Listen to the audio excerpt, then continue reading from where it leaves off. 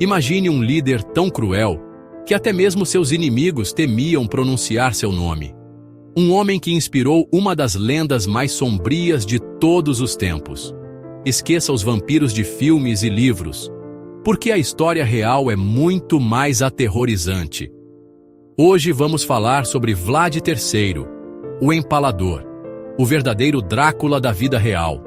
Se prepare, porque essa história é cheia de sangue, traição e vingança.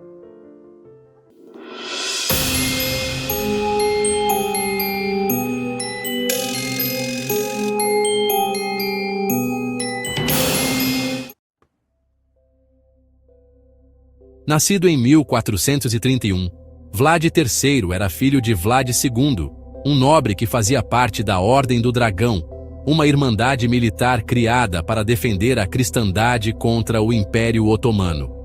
Era uma época de guerra, e a Valáquia, onde Vlad nasceu, estava no meio de uma luta entre cristãos e muçulmanos.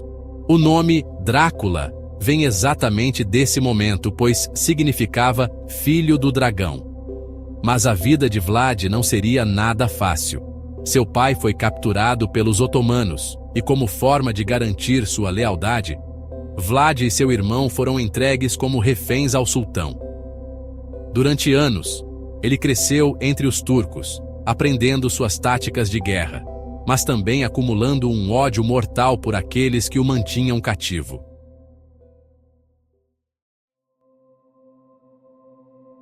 Quando Vlad finalmente voltou para casa, sua terra estava um caos. Seu pai havia sido traído e assassinado pelos nobres locais, e a Valáquia estava dividida entre traições e lutas pelo trono. Vlad, então, decidiu reaver o que era seu por direito, e fez isso da forma mais brutal possível. Ele começou sua campanha eliminando seus inimigos de dentro para fora. Vlad armou um banquete para a nobreza que havia traído sua família e, no meio do jantar, ordenou a execução de todos eles. Mas não foi uma morte rápida e indolor. Ele os empalou, uma de suas técnicas favoritas, onde suas vítimas eram espetadas em lanças e deixadas para morrer lentamente. A cena era tão aterrorizante que até mesmo seus soldados ficavam horrorizados. E isso era apenas o começo.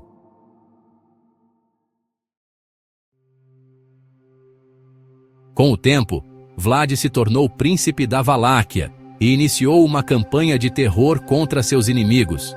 Mas seu maior desafiante era o Império Otomano, que queria dominar sua terra.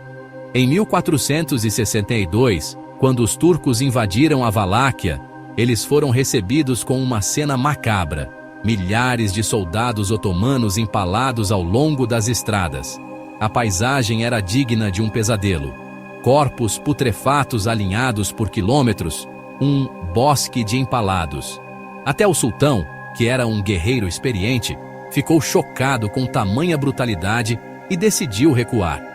Mas até que ponto Vlad era apenas um governante severo e não um psicopata sedento por sangue? Antes de continuarmos, me conta aqui nos comentários. Você acha que Vlad era um herói que lutava por seu povo? Ou um vilão cruel que gostava de espalhar o terror? E se você está curtindo essa história sombria e cheia de mistérios, já se inscreve no canal para não perder os próximos vídeos. Agora vamos continuar porque a história de Vlad só fica mais aterrorizante.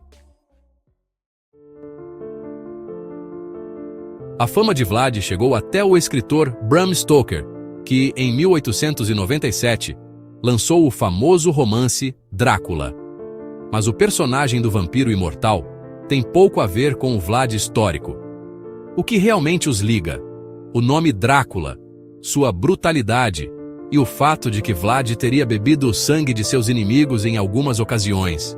Isso bastou para transformá-lo no vampiro mais famoso da cultura pop. Mas será que Vlad era realmente um monstro?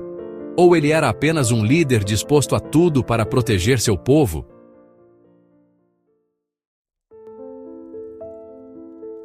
A crueldade de Vlad não era mera perversidade.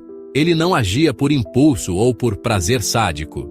Era calculada, uma demonstração arrepiante projetada para semear medo e obediência. Cada ato de brutalidade tinha um propósito claro e definido. Sua arma de escolha, o empalamento. Este método não era apenas uma forma de execução, mas uma mensagem poderosa. Era um método horrível de execução, lento e agonizante. As vítimas sofriam por horas, às vezes dias, antes de finalmente sucumbirem. Em 1462, após um ousado ataque noturno ao acampamento otomano, Vlad desencadeou seu espetáculo mais aterrorizante. Ele sabia que precisava de algo grandioso para deixar uma marca indelével. Ele ordenou o empalamento de milhares de prisioneiros otomanos. A visão era de puro horror, uma cena que ninguém poderia esquecer. Seus corpos, empalados em estacas afiadas, formaram uma floresta macabra que se estendia por quilômetros. A visão era tão chocante que até os soldados mais endurecidos ficaram abalados. A floresta dos empalados tornou-se um testemunho arrepiante da crueldade de Vlad, um aviso a todos que ousassem se opor a ele.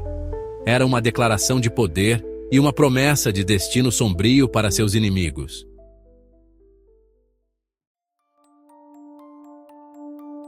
O reinado de Vlad foi um reinado de terror, mas também um reinado de triunfo.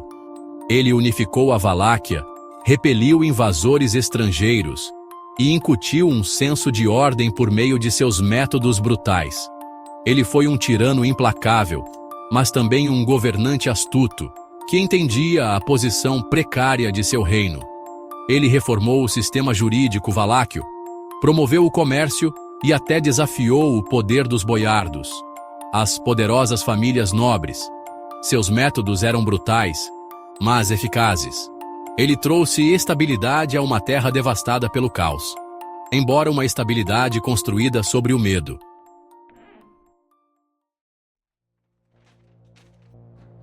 Depois de tantos conflitos, Vlad III acabou traído e morto em batalha.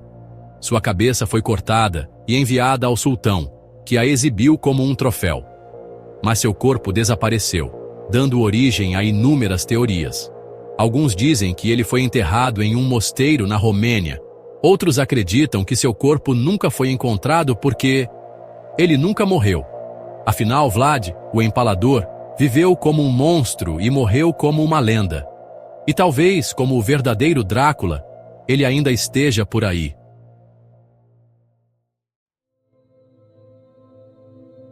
Ele era um monstro, um tirano sanguinário que se deleitava com a crueldade. Vlad III, conhecido como Vlad, o Empalador, é uma figura que desperta medo e fascinação. Sua fama de impiedoso e cruel se espalhou por toda a Europa, e suas ações foram registradas em inúmeros relatos históricos. Ou era um salvador, um governante implacável que fez o necessário para proteger seu povo. Para alguns, ele era um herói, um defensor incansável contra invasores e traidores. Suas táticas, embora brutais, eram vistas como necessárias para manter a ordem e a segurança em tempos de grande turbulência. A verdade, como sempre, é complexa.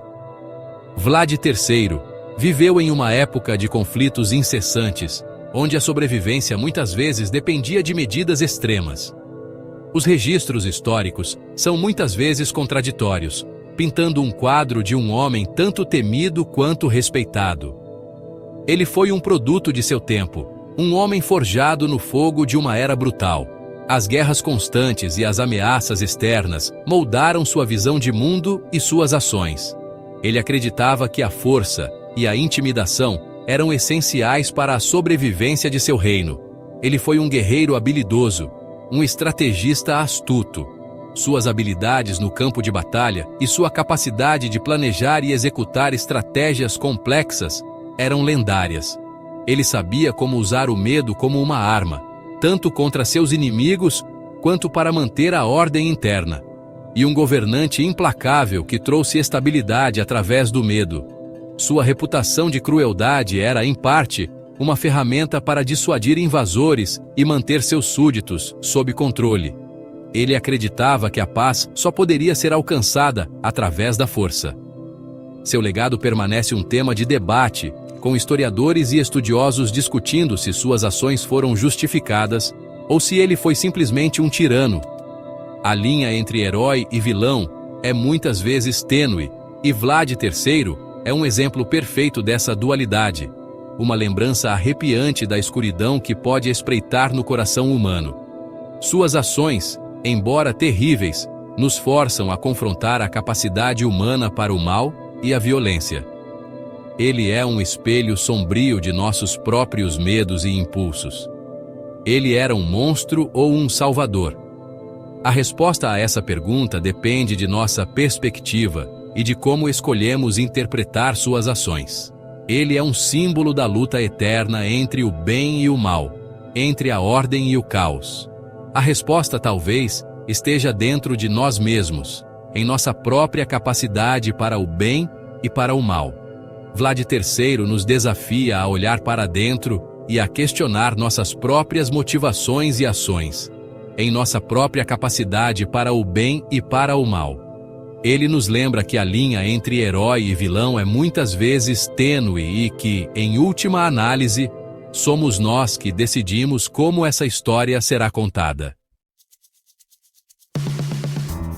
Agora me conta, depois de tudo isso, Vlad foi um herói ou um vilão? Deixa aqui nos comentários a sua opinião. E se você gosta de histórias sombrias e misteriosas como essa, já deixa o like e compartilha com um amigo que precisa conhecer a verdadeira história por trás do Drácula. Até o próximo vídeo.